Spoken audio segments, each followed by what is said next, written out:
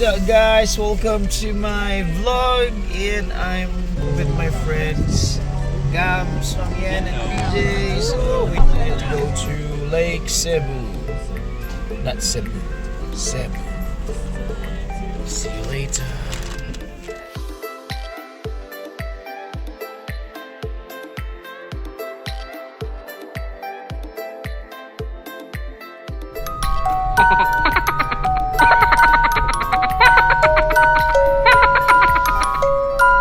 Guys, welcome to SG Farm with my friends here, Mamian, PJ, and Guns.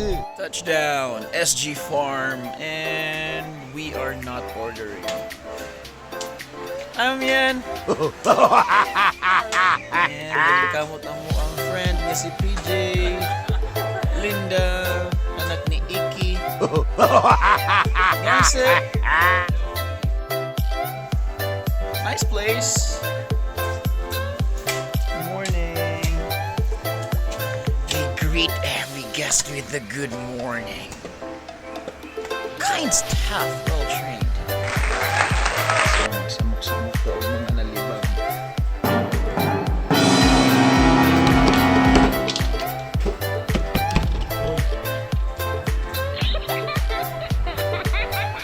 So mag-swing me, we have the ticket for the giant swing, and there goes the swing for only 50 pesos. So you're gonna risk our lives. We don't know if we can survive this. Let's see how deep is your love. How deep is your love? Is your love? The moment of truth. Gonna swing.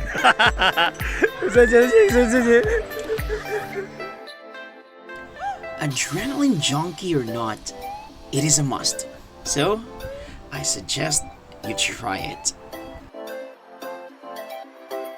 It might look scary, but honestly, it's not. Look. Oh, alright. It's scary. It looks scary. It's actually not. So which is which? Scary or not? Well, just go there and try it. See for yourself. So guys, it's great view. You can stay overnight if you want to. You can do overday if you'd like to. It is a perfect place to talk about love.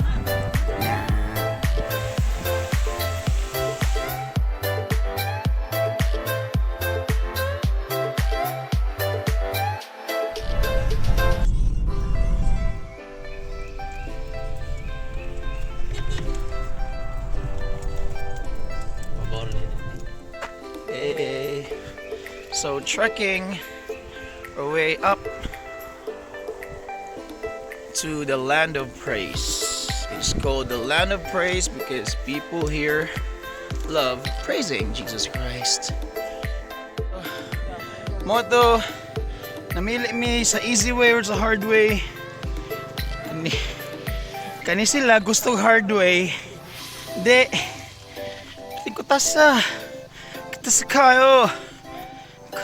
Guys, welcome to my vlog, vacation time. Magsangyaw. So, I'm on the top of the world looking down on creation and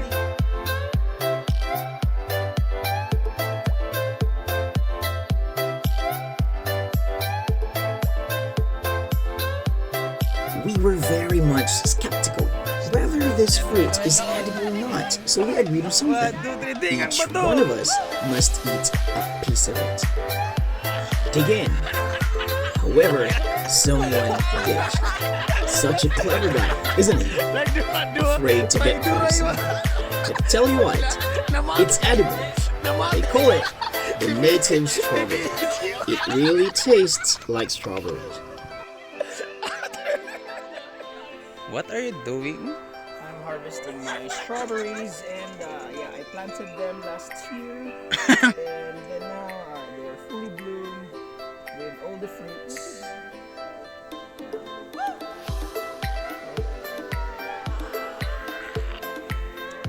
What fruit is that, Day? Native strawberries from the native land of Promise.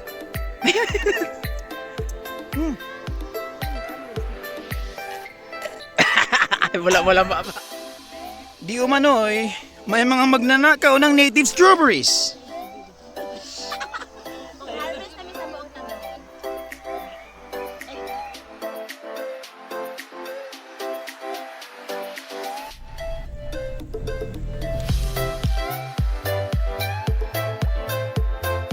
Guys, I'm sa Lake Sebu floating restaurant.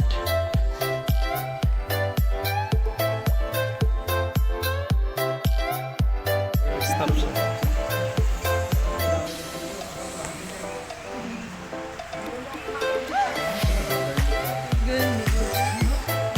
Asa-asang. Asan? Ako pa din eh. My favorite. My favorite. Alam mo, The main objective of this trip is to try the zip line, where you can see the 7 falls. However, we can't prove that because we weren't able to try it due to the heavy rain. We didn't have a choice but to leave the area, but we enjoyed the buko halo. It's the halo in the buko. It tastes so good, so delicious, not so sweet, just perfect. You can see a lot of shops along the way. And that ends our adventure. Hopefully we can go back and try the zip line, and hope that you enjoyed the video.